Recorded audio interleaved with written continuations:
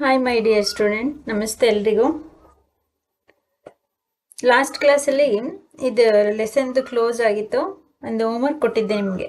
ಅಂದರೆ ಫಂಗಸ್ಸಿಂದ ಬರ್ತಕ್ಕಂತಹ ಡಿಸೀಸಸ್ ಯಾವುದು, ಅದರಲ್ಲಿ ಹ್ಯೂಮನ್ಸಿಗೆ ಬರೋದು ಹೇಳಿದ್ದೆ ನಾನು. ಮತ್ತು ಯಾವ ಫಂಗಸ್ಸನ್ನು ಮೆಡಿಸನ್ ಆಗಿ ಬಳಸ್ತಾರೆ ಅದನ್ನು ಹೇಳಿದ್ದೆ. ಇನ್ನು ಪ್ಲ್ಯಾಂಟ್ಸಿಗೆ ಬರೋ ಅಂಥದ್ದು ಮತ್ತು ಅನಿಮಲ್ಸ್ಗೆ ಬರೋ ಅಂಥದ್ದು. Which is the fungus diseases is caused by plants ಅಂತ. ಇಲ್ಲಿ ಪ್ಲ್ಯಾಂಟ್ಸ್ಗೆ ಬರೋ ಅಂಥದ್ದು ಅಂದರೆ ವೈಟ್ ಬ್ಲಿಸ್ಟರ್ ಅಂತೇಳಿ ಕರೀತಾರೆ. ಬಿಳಿ ಚಿಕ್ಕೆ ರೋಗ ಅಂತ. ಈ ಕೋಸಿನ ಎಲೆ, ಮೂಲಂಗಿ ಎಲೆ ಅಂತಹ ಸ್ಪಿನಾಚ್ ಅಂತಹ ತರಕಾರಿ ಅಥವಾ ಗಿಡಗಳಲ್ಲಿ ಕಂಡುಬರುತ್ತೆ ವೈಟ್ ಬ್ಲಿಸ್ಟರ್ ಅಂತೇಳಿ. ಇದು ಫಂಗಲ್ ಡಿಸೀಸಸ್ಸು, ಪ್ಲ್ಯಾಂಟ್ಸಿಗೆ ಬರುವಂಥದ್ದು. ಆ್ಯಂಡ್ ದೆನ್ ಪೌಡರಿ ಮೈಲ್ಡ್ಯೂಸ್ ಅಂತ. ಇದು ಸಾಮಾನ್ಯವಾಗಿ ಈ ವಾಟರ್ ಮೆಲನ್, ಈ ಕುಕ್ಕುಂಬರ್, ಪಂಪ್ಕಿನ್ ಅಂದರೆ ಕುಂಬಳಕಾಯಿ, ಮತ್ತು ಸೌತೆಕಾಯಿ, ವಾಟರ್ ಮೆಲನ್, ಕಲ್ಲಂಗಡಿ ಹಣ್ಣು, ಇವುಗಳಲ್ಲಿ ಕಂಡುಬರುತ್ತೆ.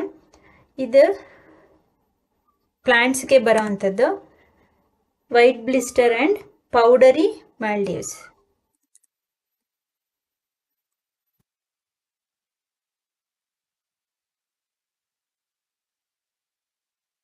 ಇದೆರಡು plants fungal diseases name. Next animal diseases. ಅನಿಮಲ್ಸ್ಗೆ ಸಾಮಾನ್ಯವಾಗಿ ಆಸ್ಪೆರೋಜಿಲೋಸಿಸ್ ಎಂಬ ಫಂಗಲ್ ಡಿಸೀಸಸ್ ಬರುತ್ತೆ. ಏನಪ್ಪ ಆಸ್ಪೆರೋಜಿಲೋಸಿಸ್ ಅಂದರೆ, ಸುಮ್ಮನೆ ಮೂಗು ಯಾವುದೇ ಈಗ ಡಾಗ್ ಇರ್ಬೋದು, ಅಥವಾ ಕೌಸ್ ಇರ್ಬೋದು, ಬಫೆಲೋಸ್ ಇರ್ಬೋದು, ಹಸು, ಎಮ್ಮೆ ಅಥವಾ ನಾಯಿ, ಇವುಗಳ ಮೌತ್ ಮತ್ತು ನೋಸಲ್ಲಿ ಒಂಥರ ಜಲ್ ಥರ, ಈಗ ನಮಗೆ ಸ್ನೀಸಿಂಗ್ ಆದರೆ, ನೆಗಡಿ ಆದರೆ ಹೇಗೆ ಸೋರ್ತಾ ಇರುತ್ತೆ, ಆ ಥರ ಆಸ್ಪರ್ಜಿಲೋಸಿಸ್ ಅಂತ ರೋಗ ಬರುತ್ತೆ. ಇದು ಅನಿಮಲ್ಸಲ್ಲಿ ಕಂಡು ಬರುವಂತಹ ಫಂಗಲ್ ಡಿಸೀಸಸ್, ಆಸ್ಪರ್ಜಿಲೋಸಿಸ್.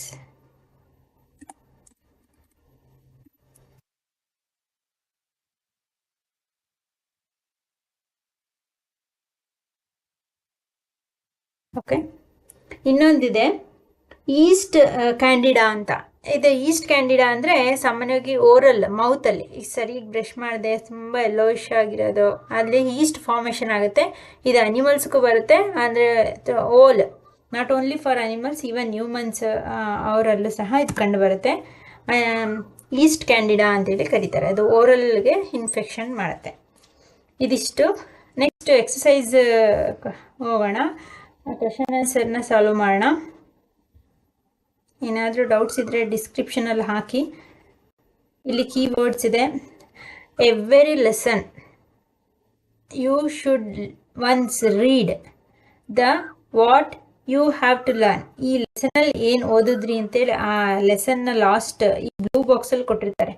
ಪ್ರತಿಯೊಬ್ಬರು ಸಹ ಈ ಬಾಕ್ಸನ್ನು ಓದಬೇಕು ನೀವು. ಯಾಕಂದರೆ ಓಲ್ ಏನು ಲೆಸನ್ ಇರುತ್ತೆ ಅದನ್ನು ಸಮ್ಮರೈಸ್ ಮಾಡಿ ಶಾರ್ಟ್ ಪಾಯಿಂಟಲ್ಲಿ ಕೊಟ್ಟಿರ್ತಾರೆ. ನಿಮಗೆ ಎಷ್ಟೋ ಒಂದು ಕ್ವಶನ್ ಆನ್ಸರ್ಸ್ಗೆ ಇಲ್ಲೇ ಆನ್ಸರ್ಸು ಸಿಗುತ್ತೆ. ನಾನು ಪ್ರತಿ ಸಲ ಹೇಳ್ತಿರ್ತೀನಿ ನಿಮಗೆ, ಈ ಸಮ್ಮರಿ ಏನಿರುತ್ತೆ ಅದನ್ನು ಓದ್ಕೊಳ್ಳಿ, ಅದರಲ್ಲೇ ನಿಮಗೆ ಆನ್ಸರ್ ಸಿಗುತ್ತೆ ಅಂತೇಳಿ. ಓಕೆನಾ? ಲೆಟ್ಸ್ ಫಿಗೋನು. First question exercise. Why do organisms take food? ಯಾಕೆ ಎಲ್ಲ ಜೀವಿಗಳು ಆಹಾರವನ್ನು ತೆಗೆದುಕೊಳ್ಬೇಕು ಅಂತೇಳಿ. ಈ ಫಸ್ಟ್ ಕ್ವೆಶನ್ಗೆ ಫಸ್ಟ್ ಆನ್ಸರೇ ಈ ಬ್ಲೂ ಬಾಕ್ಸಲ್ಲಿ ಇದೆ ನೋಡಿ, ಇಲ್ಲಿ ಟಿಕ್ ಮಾಡಿ. Why all organism take food? ಏನಕ್ಕೆ ತಗೋಬೇಕು ಆಹಾರನ ಪ್ರತಿದಿನ? All organisms need food and utilise it to get energy for growth and maintenance of their body. ನಾವು ತಿಂದಂಥ ಆಹಾರ ನಮ್ಮ ದೇಹ ಅರಗಿಸ್ಕೊಂಡು ಡೈಜೆಸ್ಟ್ ಮಾಡಿಕೊಂಡು ಅದರಿಂದ ಎನರ್ಜಿ, ಶಕ್ತಿಯನ್ನು ಪಡ್ಕೊಂಡು ಚೆನ್ನಾಗಿ ಬೆಳವಣಿಗೆ ಆಗೋದಕ್ಕೆ ಮತ್ತು ನಮ್ಮ ದೇಹವನ್ನು ಆರೋಗ್ಯವಾಗಿ ಇಟ್ಕೊಳ್ಳೋದಕ್ಕೆ ನಾವು ಫುಡ್ಡನ್ನು ತಗೊಳ್ಬೇಕು. ಫಸ್ಟ್ ಪಾಯಿಂಟ್ ಇದು. ಫಸ್ಟ್ ಕ್ವೆಶನ್ಗೆ ಆನ್ಸರ್, ಫಸ್ಟ್ ಒನ್.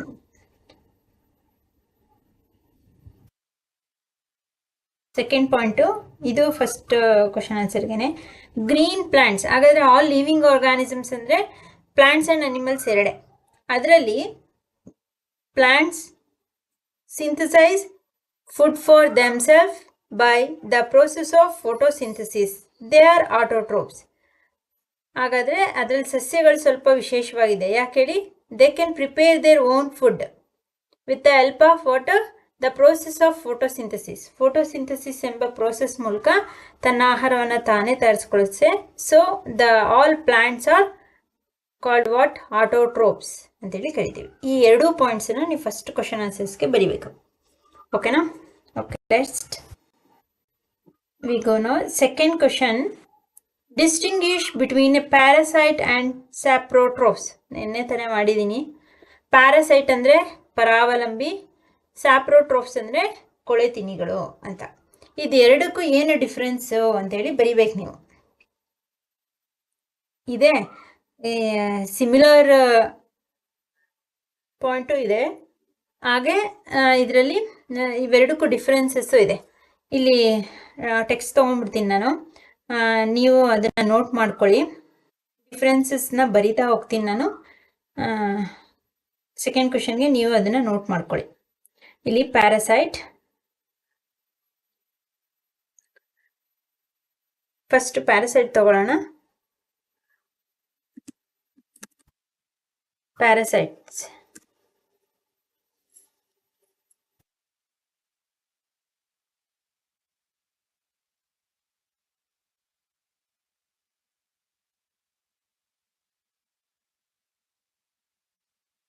ಹಾಗೆ ಸ್ಯಾಪ್ರೋಟ್ರೋಪ್ಸ್.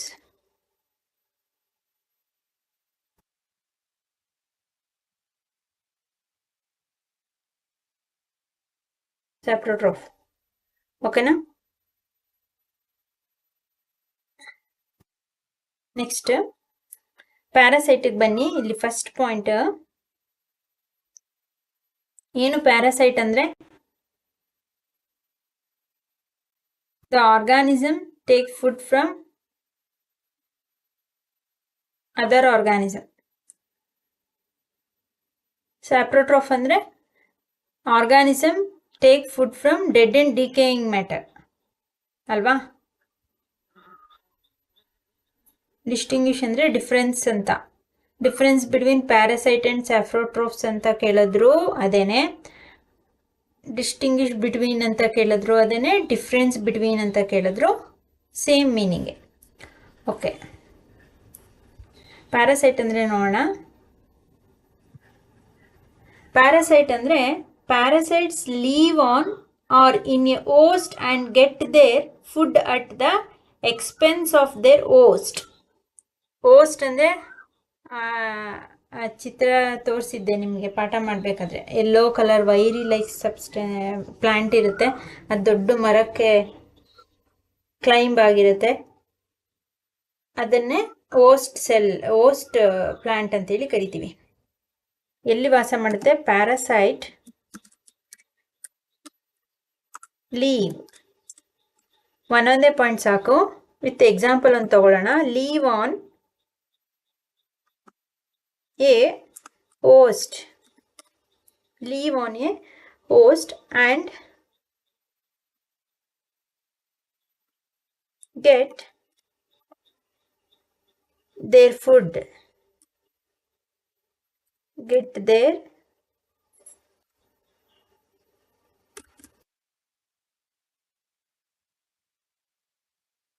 food at the expense of their host. Food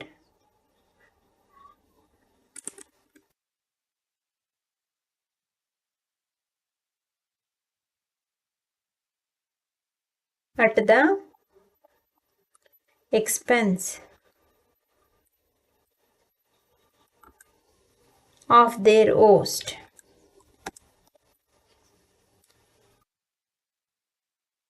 okay, ಇದು ಫಸ್ಟ್ ಪಾಯಿಂಟ್ ಪ್ಯಾರಾಸೈಟ್ಗೆ. ಎಕ್ಸಾಂಪಲ್, ಇದು ಫಸ್ಟ್ ಪಾಯಿಂಟ್ ಒಂದೇ ಸಾಕು. ಒಂದು ಎಕ್ಸಾಂಪಲ್ ಕೊಡಿ. ಯಾವುದು? Round wow example. ಇದನ್ನು ಬೇಕಾದರೂ ಕೊಡ್ಬೋದು ನೀವು, ಕಸ್ಕ್ಯೂಟ ಬೇಕಾದರೂ ಕೊಡ್ಬೋದು, ಸಾರಿ, ಟೇಪ್ ವಾಮ್ ಬೇಕಾದರೂ ಕೊಡ್ಬೋದು, ಕಸ್ಕ್ಯೂಟ ಬೇಕಾದರೂ ಕೊಡ್ಬೋದು, ಯಾವ್ದು ಬೇಕಾದರೂ ಕೊಡ್ಬೋದು. ಓಕೆನಾ? NSE ಇಲ್ಲಿ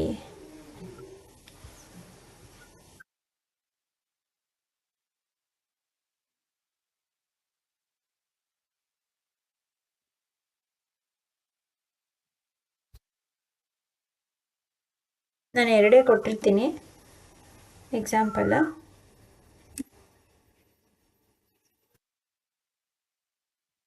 ನಿಮಗೆ ಯಾವುದು ಈಸಿ ಅನಿಸುತ್ತೆ ಅದನ್ನು ಬರೀರಿ. ಅಲ್ಲಿ ಟೆಕ್ಸ್ಟ್ ಬುಕ್ಕಲ್ಲಿ ಇರೋದೇ ಅಂದ್ಕೊಳ್ಳೋಣ, ಕಸ್ಕ್ಯೂಟ, ಇನ್ನೊಂದು ಟೇಪ್ ವಾಮ್, ಅದು ಅನಿಮಲ್ಗಾಗುತ್ತೆ. ಪ್ಲಾಂಟ್ಸ್ಗೆ ಅಂತಂದರೆ ಅದರಲ್ಲೂ ಸಹ ಇರುತ್ತವೆ ರೌಂಡ್ ವಾಮ್. ಓಕೆ, ಇದು ಪ್ಯಾರಾಸೈಟ್ಗೆ. ನೆಕ್ಸ್ಟ್ ಬನ್ನಿ, ಸ್ಯಾಪ್ರೋಟ್ರೋಫ್. ಸ್ಯಾಪ್ರೋಟ್ರೋಫ್ ಅಂದರೆ ಗೊತ್ತು, acquire nutrients from dead and decaying matter. ಇದು ತನ್ನ ಆಹಾರವನ್ನು ಯಾವುದರಿಂದ ಪಡ್ಕೊಳ್ಳುತ್ತೆ? Dead and decaying ಮ್ಯಾಟರಿಂದ.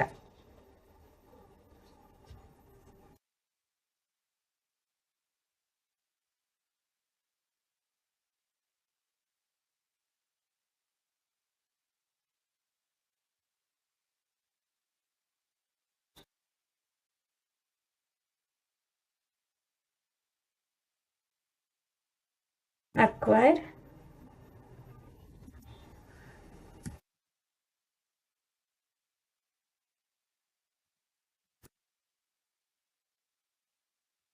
nutrients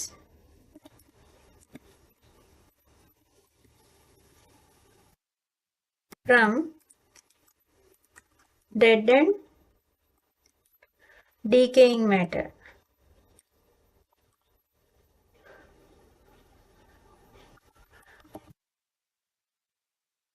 okay, example ಇದಕ್ಕಿಷ್ಟೇ ಆನ್ಸರು. ಒಂದು ಎಕ್ಸಾಂಪಲ್ ತಗೊಳ್ಳೋಣ. ಏನು ಎಕ್ಸಾಂಪಲ್ಲು? ಫಂಗೈ. ಫಂಗೈ ಅಲ್ಲ ಬೆಸ್ಟ್ ಎಕ್ಸಾಂಪಲ್. ಓಕೆ, ಇದು ಯಾವ ಕ್ವಶನ್ಗೆ ಹೇಳಿ? ಸೆಕೆಂಡ್ ಕ್ವಶನ್ಗೆ ಕ್ವಶನ್ಗೆ ಆನ್ಸರ್ ಇದು. ಅರ್ಥ ಆಯ್ತಾ? ಒಂದು ಪಾಯಿಂಟ್ ಬರೆದು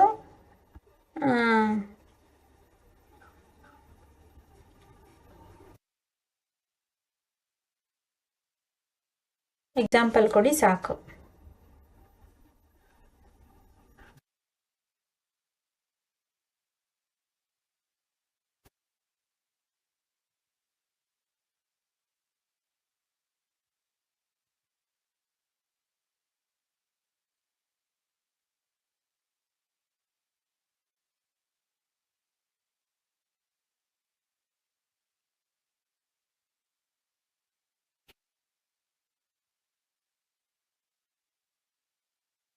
second. Okay, next, how would you test the presence of starch in leaves? ಎಲೆಗಳಲ್ಲಿ ಸ್ಟಾರ್ಚ್ ಪ್ರೆಸೆಂಟ್ ಇದೆ ಅಂತೇಳಿ ಹೇಗೆ ತಿಳ್ಕೊಳ್ಳೋದು ಅಂತೇಳಿ. ಪೇಜ್ ನಂಬರ್ 3-4ಗೆ ಹೋಗಿ ಅಲ್ಲೇ ಟಿಕ್ ಮಾಡಿಸ್ತೀನಿ ನಾನು. ಅಲ್ಲಿಂದ ಬರ್ಕೊಳ್ಳಿ ನೀವು. Number 3.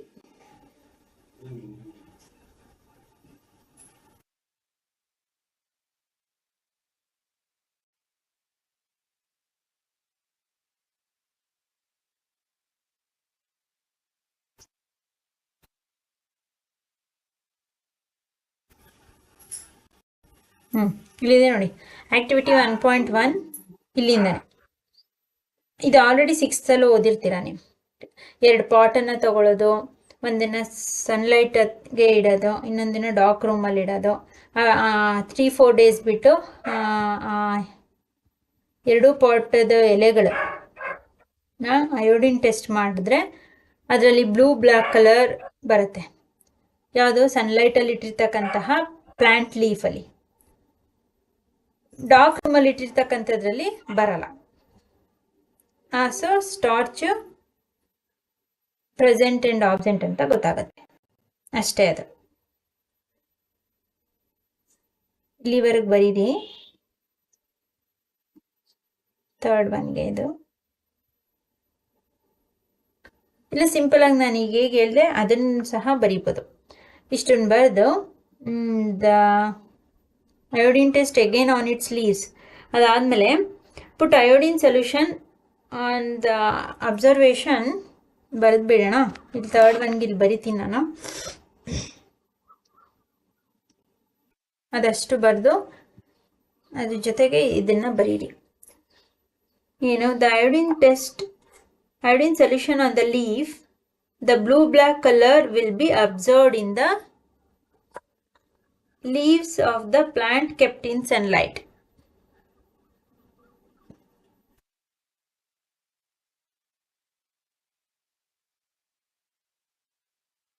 Iodine test.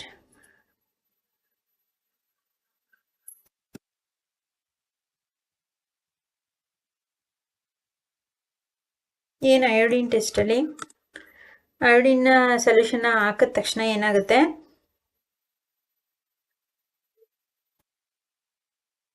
blue black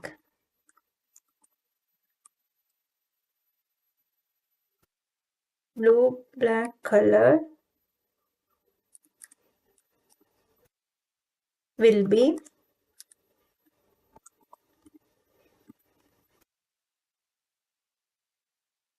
observed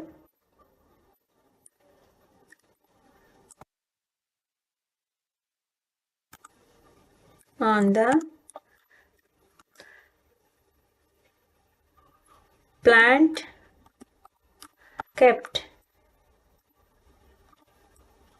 in sunlight.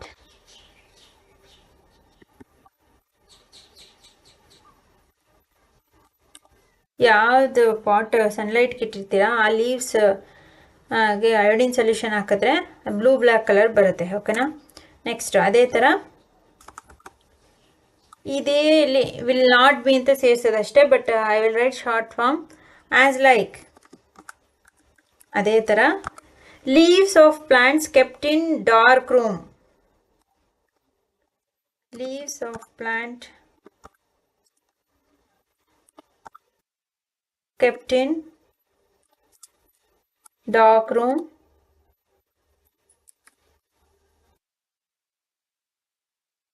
no color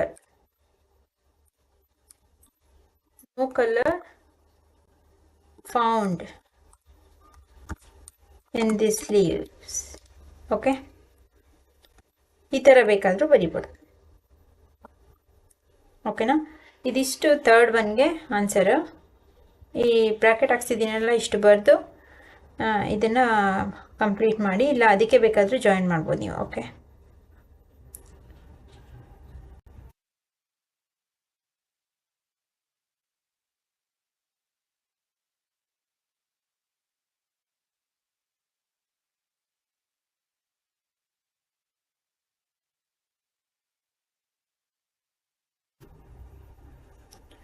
okay, next ಕ್ವೆಶನ್ಗೆ ಹೋಗೋಣ.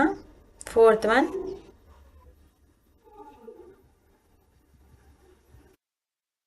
ಏನು ಫೋರ್ತ್ ಒನ್ ನೋಡೋಣ. Give a brief description of process of synthesise of food in green plants ಅಂತ ಕೇಳಿದ್ದಾರೆ. ಗ್ರೀನ್ ಪ್ಲಾಂಟ್ಸ್ ಹಸಿರು ಸಸ್ಯಗಳಲ್ಲಿ ಹೇಗೆ ಆಹಾರ ತಯಾರಾಗುತ್ತೆ ಅನ್ನೋದನ್ನು ಬ್ರೀಫಾಗಿ ಫುಲ್ ಎಕ್ಸ್ಪ್ಲೈನ್ ಮಾಡಿ ಹೇಳಿ ಅಂತೇಳಿ. Again we want to go first page ಗೆ ಹೋಗೋಣ. ಅಲ್ಲಿಂದನೇ ಅಲ್ವಾ ಹೇಗೆ ಫುಡ್ ಪ್ರಿಪೇರ್ ಆಗುತ್ತೆ ಅಂತೇಳಿ ನಾವು ಲೀವ್ಸಲ್ಲಿ ಓದ್ಕೊಂಡು ಬಂದಿರೋದು. ನೋಡಿ ಇಲ್ಲಿ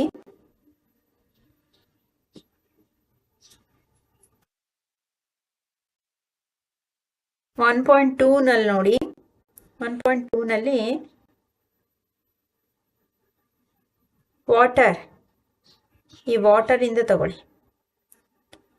ಏನೇನು ಯೂಸ್ ಮಾಡ್ಕೊಳ್ಳುತ್ತೆ ಎಲೆಗಳು. ಇದು ಫೋರ್ತ್ ಒನ್ಗೆ ಇದು ಇಲ್ಲಿಂದ ಈ ಪೊಲಿಸ್ಟಾಪ್ ಇದೆಯಲ್ಲ ಇಲ್ಲಿವರೆಗೆ 1 ಪಾಯಿಂಟ್. ಎಗೇನ್ ಅಂದರೆ ವಾಟರ್ ಮತ್ತು ಮಿನರಲ್ಸ್ ಅಬ್ಸರ್ವ್ ಮಾಡ್ಕೊಳ್ಳುತ್ತೆ. ನೆಕ್ಸ್ಟ್ ಕಾರ್ಬನ್ ಡೈಆಕ್ಸೈಡ್ನ ಯಾವ್ದು ಅಬ್ಸರ್ವ್ ಮಾಡ್ಕೊಳ್ಳುತ್ತೆ, ಸ್ಮಾಲ್ ಪೋರ್ಸ್, ಟೈನಿ ಪೋರ್ಸ್ ಇರುತ್ತೆ, ಇದು ಅಬ್ಸರ್ವ್ ಮಾಡ್ಕೊಳ್ಳುತ್ತೆ. ಈ ಟೈನಿ ಪೋರ್ಸ್ನ ಏನಂತ ಕರಿತೀವಿ, ಸ್ಟೊಮ್ಯಾಟ ಅಂತ ಕರಿತೀವಿ. ಇದನ್ನು ಥರ್ಡ್ ಪಾಯಿಂಟ್ ಮಾಡಿ. ಇದೆಲ್ಲ 4th ಒನ್ಗೆನೆ. ಓಕೆ, ನೆಕ್ಸ್ಟ್ ಈಕ್ವೇಶನ್ ಹೇಳ್ಬೇಕಲ್ವಾ, ಇಲ್ಲಿದೆಯಲ್ಲ, ಇಲ್ಲಿಂದ ತಗೋಬಿಡಿ. ಡ್ಯೂರಿಂಗ್ ದ ಫೋಟೋಸಿಂಥಸಿಸ್ ಇಲ್ಲೆಲ್ಲ ಬರುತ್ತೆ, ಎಲ್ಲ ಪಾಯಿಂಟು ಬರುತ್ತೆ. ಸೊ ಅದು 3 ಪಾಯಿಂಟ್ಸ್ ಬರೆದು ಪಾಯಿಂಟ್ ವೈಸ್ ಇದನ್ನು ಬರೆದು ಈ ಈಕ್ವೇಷನ್ನ ಬರೀರಿ. ಇದನ್ನು ಹ್ಯಾರೋ ಮುಂದೆ ಬರಿಬೇಕು, ಇವೆರಡನ್ನ, ಕಾರ್ಬೋಹೈಡ್ರೇಟ್ ಮತ್ತು ಆಕ್ಸಿಜನನ್ನು. ಓಕೆ, ಫುಲ್ ಈಕ್ವೇಷನ್ ಬರಿಬೇಕು. ಇಲ್ಲಿ ಸ್ಪೇಸ್ ಇಲ್ಲ, ಅದಕ್ಕೆ ಈ ಥರ ಕೊಟ್ಟಿದ್ದಾರೆ.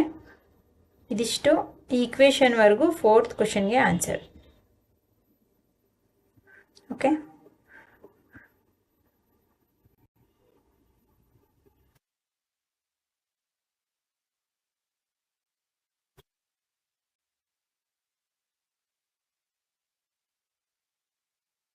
ಫಿಫ್ತ್. ನೆಕ್ಸ್ಟ್ ಹೋಗೋಣ, 5th question. Show with the help of sketch that plants are the ultimate source of food. Drawing ಬಿಡಿಸಿ ಅಂತ ಕೇಳಿದ್ದಾರೆ. ಅಂದರೆ ಸನ್ ಅಲ್ಟಿಮೇಟ್ ಸೋರ್ಸು, ಎಲ್ಲ ಜೀವಿಗಳಿಗೂ sun is the source of food ಅನ್ನೋದನ್ನು ಡಯಾಗ್ರಾಮ್ ಮೂಲಕ, ಪ್ಲಾಂಟ್ಸ್ ಅಂದರೆ ಪ್ಲಾಂಟ್ಸೇ ಎಲ್ಲ ಜೀವಿಗಳಿಗೂ ಸನ್ನನ್ನು ಉಪಯೋಗಿಸ್ಕೊಂಡು ಹೇಗೆ ಪ್ಲಾಂಟ್ ಫುಡ್ಡನ್ನು ಪ್ರಿಪೇರ್ ಮಾಡುತ್ತೆ, ಹಾಗೆ ಅಲ್ಟಿಮೇಟ್ ಸೋರ್ಸು, ಎಲ್ಲ ಜೀವಿಗಳಿಗೂ ಆಹಾರದ ಮೂಲ ಅಂದ್ರೇನೆ ಪ್ಲಾಂಟ್ಸ್ ಅನ್ನೋದನ್ನ ಡಯಾಗ್ರಾಮ್ ಮೂಲಕ ತೋರಿಸಿ ಅಂತ ಹೇಳಿದ್ದಾರೆ. ಅದಕ್ಕೆ ಯಾವ ಡಯಾಗ್ರಾಮ್ ಹಾಕ್ಬೇಕು ನೀವು? ಪೇಜ್ ನಂಬರ್ 3 ಅಲ್ಲಿದೆ ನೋಡಿ.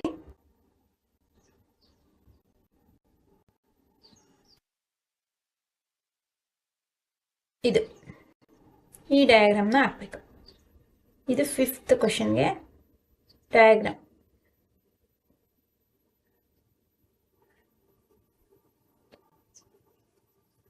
ವಿತ್ ಲೇಬಲ್ ಮಾಡಿ. ಡಯಾಗ್ರಾಮ್ ಶೋಯಿಂಗ್ ಫೋಟೋಸಿಂಥಸಿಸ್ ಅಂತ ಇದೆ ನೋಡಿ. ಇದು 5th. ಓಕೆನಾ?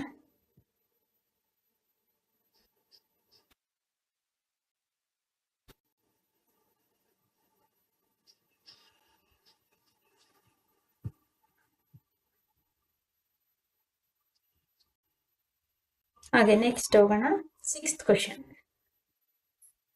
ಫಿಲ್ ಇನ್ ದ ಬ್ಲಾಂಕ್ಸ್ ಇದೆ.